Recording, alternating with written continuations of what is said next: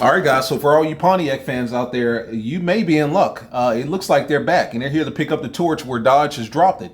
Our first model is a hybrid, battery and electric motor to start a 667 horsepower, 372 cubic inch V8. At Pontiac, we're here to offer a future filled with V8s, great sounds, gold pinstripes, and window louvers. And if someone shouts last call, we're just going to smuggle in some more cores from Colorado and keep the party going. So they are literally making it their mission statement to pick up the ball where Dodge has dropped it. V8 supercharged 667 horsepower monster, battery electric hybrid motor. This all sounds good, but unfortunately it's fake. Pontiac is dead, been dead, and will continue to be dead. Let's get into it. What's up, guys? It's your boy Knockout 360 here with the house vlog. You know how it's going down when I come around, man. Car content, car shows, car reviews, car meets. Anything and everything car related happens on this channel. So if you're into that, make sure that you stick around, hit the subscribe button. For everyone else, hit the notification bell so that you know what's coming out and when it's coming out, right? So boom. There has been this meme going around, not even a meme, but kind of like a flyer, if you will. And I'm going to put it up here so that you guys can see what I'm talking about. Pontiac is back. Make some noise. And of course, it's got the flaming bird here, eagle, whatever you want to call it. Now, of course, this is the Pontiac that we're talking about here, the legendary Trans Am. I'm sorry. What did I say? Grand Am? Pontiac. Trans Am. I'm sorry. It's been so long since I've seen one, man. One of the most iconic ones, one of the ones that I loved was of course, the Pontiac Firebird, Trans Am. What year was the one that I loved? The one that I fell in love with was the 2002 Pontiac Firebird.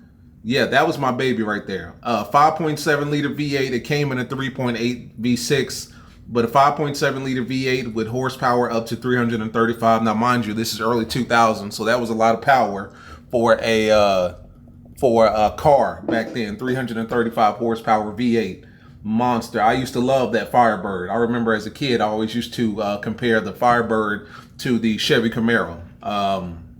And of course, the Firebird always won. I just love that front end with the dual snorkels and then the flip up lights. You know what I'm saying? But of course, you know, like I know Pontiac went belly up in 2010 because of financial issues with GM, and GM killed their Pontiac line, right? And it's been dead since 2010. And maybe a little bit too much light there. I'm sorry, y'all.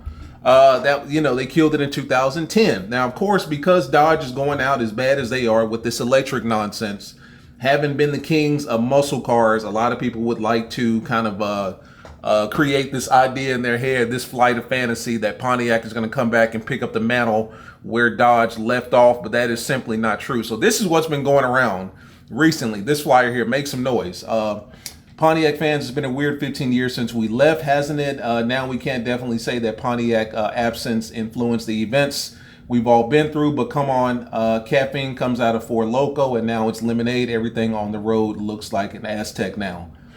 Our first model is a hybrid. Surprised? Well, it uses battery and electric motor to start a 667 horsepower supercharged 372 cubic inch V8.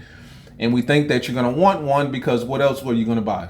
A new Dodge Challenger and leave the splitter guards on? Don't worry, we've got you. It's really small on my computer, so I'm squinting to read it. Our new car's front end is a splitter guard in and of itself. At Pontiac, we're here to give you a future filled with V8s, great sounds, gold pinstripes, and window louvers. And if someone stunts or shouts last call, we'll just smuggle in some cores from Colorado and keep the party going. Pontiac is back. Make some noise. That's what's been going around. That's what you guys have been DMing me about. Basically stating that Pontiac is going to pick up the ball where Dodge dropped it. Well, that all sounds good if it were true, guys, and I highly doubt that it is true, in fact, because if you go to the flyer itself and scroll all the way down to the bottom of it, it literally says, disclaimer, do you need to be told that this advertisement is fake and not to be taken seriously? Our lawyers think you do. So it's not true. Pontiac is not coming back anytime soon. And they're certainly not coming back with a battery electric hybrid supercharged V8 putting down 667 horsepower. You know what I'm saying? Like, I don't think that's going to happen. But that was kind of a jab at Dodge with the whole hybrid V8 electric battery powered supercharged V8. Definitely a nudge at Dodge going out as bad as we are, or going out as bad as Dodge is. But no time soon are we going to see Pontiac coming back, guys. This was just, this is one of those situations, like, this is how bad we want bigger V8 muscle cars, V8 powered muscle cars. Like, that's where we're at right now. Like, we want it so bad that we will create car companies that no longer exist coming back and picking up the mantle, because Dodge left such a huge imprint on muscle car fans with the Hellcat. And even if you're not a Dodge fan, you can honestly say that Dodge, you know, it's kind of one of those things like rising tide lifts all boats, right? When Dodge came out with the Hellcat and even the Scatpack, they set the tone and everybody else followed suit. I mean, everybody else from obviously Ford and Chevy, because at one point the Ford, or the Ford Mustang GT500 was making barely over 500, and they taken that thing from 500 to now 800 with the Shelby Super Snake. And then the GT500 is making 750.